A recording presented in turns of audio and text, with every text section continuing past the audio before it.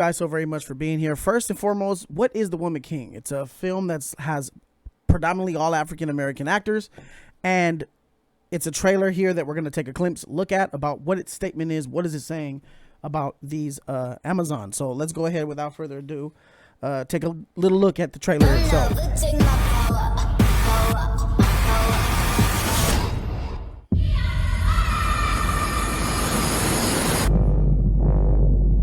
An evil is coming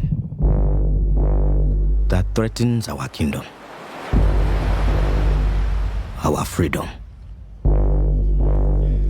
But we have a weapon. They are not prepared for. All right, based on true events. My king, the Europeans wish to conquer us. They will not stop until the whole of Africa is theirs. We must fight back for our people. Maneska, you're asking me to take them to war. Basically telling you what's going on here. War. Some things Are are worth worth fighting fighting for. for. Yeah, that's don't know. Based on powerful true events. Now that true events title is accurate, but when you say based on true events, you can cover that with a lot of lies. So even though I know some of you guys are probably shocked to hear this, but let's just get into the situation. Who are the Dahomey Amazons? Benin is where it's called now. The Dahomey Amazons did exist. You know, the name come from the king's wives, because the king had wives and the wives would recruit other women to join the army to protect the palace.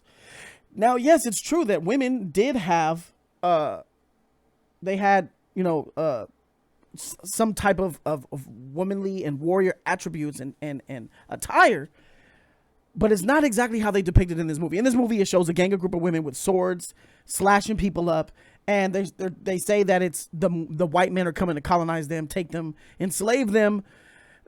That's where the stuff is a lie. So firstly, yes, it's dope to think of, dang, there's women out there that were actually in the army at war and protecting the palace, mostly protecting the palace. There were two wars at the end of the 1800s.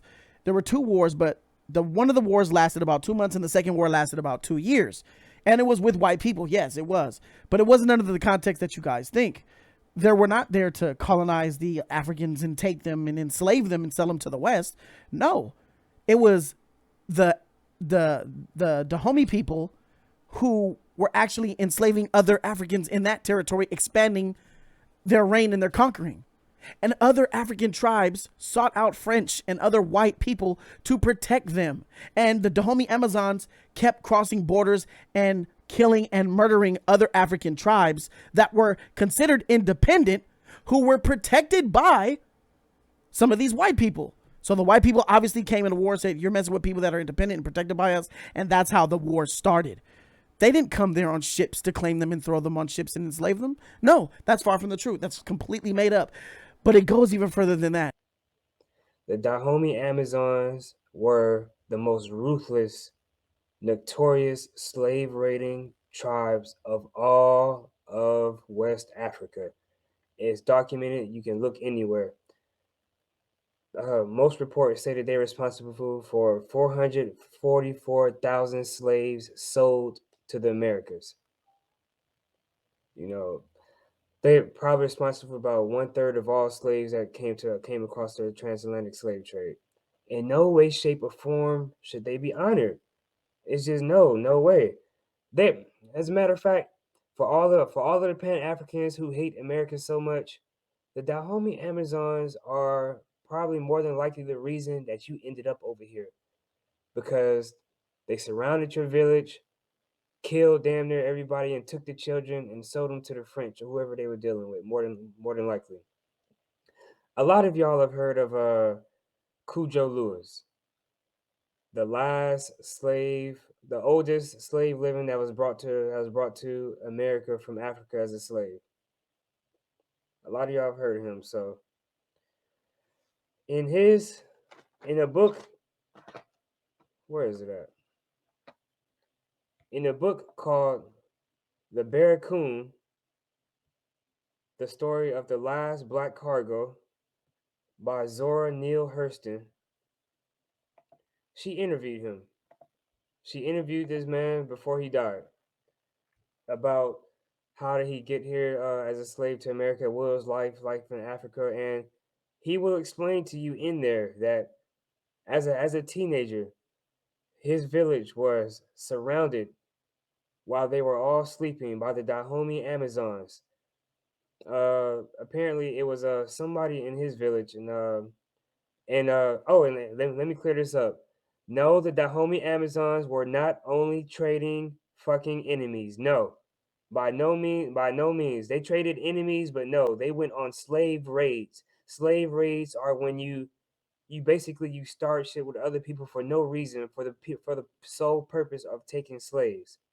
That's what they did to Card people, the people who Cujo Lewis come from. And he explains to you that there was somebody in his tribe that they wanted to make money. That there was a snake. They went to the king of the Dahomey and told them how to enter their village gates. And so at night, Cujo explained how when everybody was asleep, they surrounded them. They burned the village down. They killed everybody. He explains how they cut the heads off of the elderly. They would rip the bottom jawbone from people. There was people walking around screaming with their fucking jawbone missing. They would and they snatched all the kids for slave purposes. They will raid villages for the purpose of selling slaves.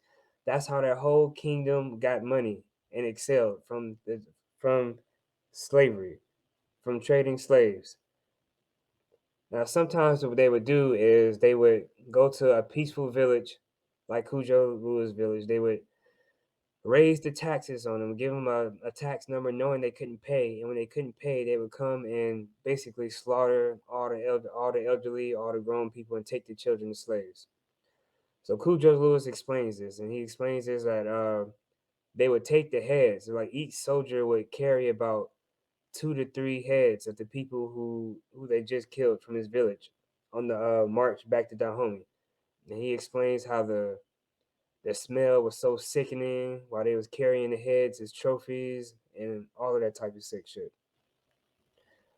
The Dahomey Amazon should not be glorified. Now, Stanley Alpern, the author of the only full-length English language study of them, wrote, when the Amazons walked out the palace, they were preceded by a slave girl carrying a bell. The sound told every male to get out of their path, get away a certain distance, and don't look their way. Because any wrong move, any wrong look at a Dahomey Amazon meant automatic death. That's what it meant. Now, Army. All the Dahomey Amazon women had slaves of their own. They were notorious slave raiders and slave traders.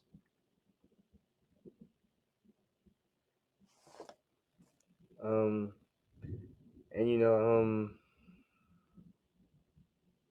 they were recruited as young as 8 years old, and once they became a part of the army, they had to keep their chastity. They only belonged to the king. No man could touch them. Most of them were virgins. No man could touch them. They could not have sex with anybody but the king. They were looked at as the king wives. So nobody could touch them but the kings. All they did was train all day, every day, going on 10-day Hunger Games style expeditions in the jungle in the jungle with no supply, just a machete, wrestling, target practice, races, staying 3 days in the bushes at times. They were jumping over walls covered with thorns. They was ruthless. All they did was train. A lot of the men say that Dahomey Amazon women were stronger than most men. That's all they did was train. They trained on how to be ruthless killers.